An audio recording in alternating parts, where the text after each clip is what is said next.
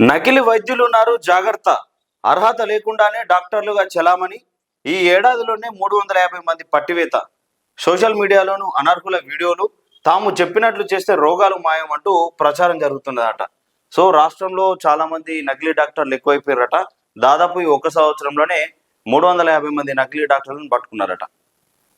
అంటే రోగాలు ఎక్కువైపోయినాయి.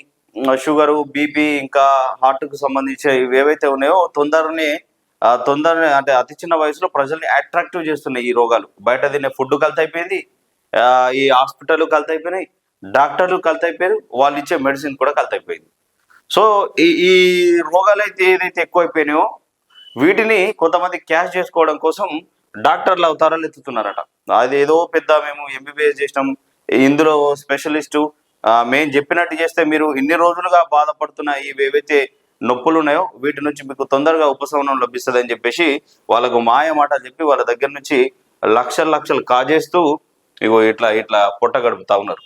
సో వీళ్ళని 350 మంది పట్టుకున్నారట. ప్రభుత్వం కూడా చాలా కేర్ఫుల్గా తీసుకోవాలి ఈ ఫుడ్కు సంబంధించిన విషయంలో కానీ, అట్లనే ఈ డాక్టర్ల విషయంలో కానీ, ఈ తయారయ్యే మెడిసిన్ విషయంలో కూడా చాలా కేర్ఫుల్గా ఉండాలి.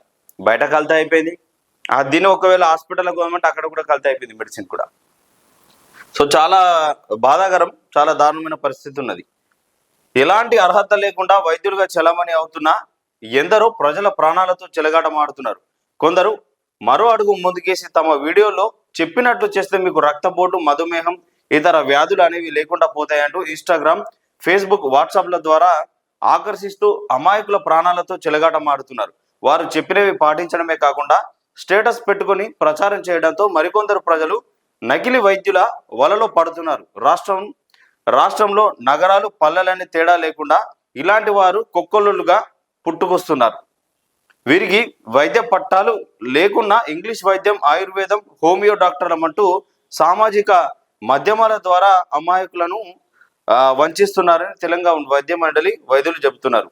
వాళ్ళకు ఏ అనుభవం ఉండదు, ఏముండదు, నేర్చుకుంటారు కొంత మేరకు. ఇంకా మినిమం బేసిక్స్ ఉంటాయి కదా, ఆ బేసిక్స్ నేర్చుకుంటాయి. ఇట్లా ఇప్పుడు ఎట్లయితే కంప్యూటర్లో బేసిక్ కోర్సెస్ ఎట్లా ఉంటాయో వైద్యులలో కూడా కొన్ని బేసిక్ కోర్సెస్ ఉంటాయి కదా. సో అవి నేర్చుకొని మేము ఇందులో స్పెషలిస్టు. ఇప్పుడు చాలా ప్రాబ్లమ్స్ అయిపోయినాయి లేడీస్కి కానీ, బాయ్స్కి కానీ, చిన్నపిల్లలకు కానీ, వృద్ధులకు కానీ అనేక సమస్యలు ఉన్నాయి కాబట్టి సో ఆ సమస్యలను వాళ్ళు క్యాచ్ చేసుకుంటున్నారు.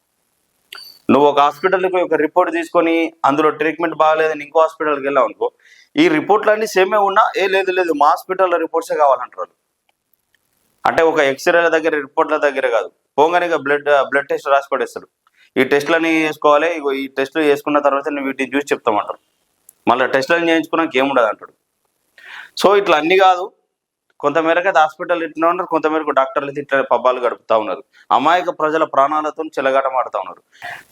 వికారాబాద్ జిల్లా పరిగిలో గుండెపోటుకు గురైన రోగికి ఓ నకిలీ వైద్యుడు అధిక మోతాదు ఇంజెక్షన్ చేయడంతో ఆయన అక్కడికక్కడే మృతి చెందారు. పరిగిలోనే మరో నకిలీ వైద్యుడు ఎంబీబీఎస్ చదువుకున్న ఆ స్థాయి డాక్టర్గా చెలమణవుతుండట.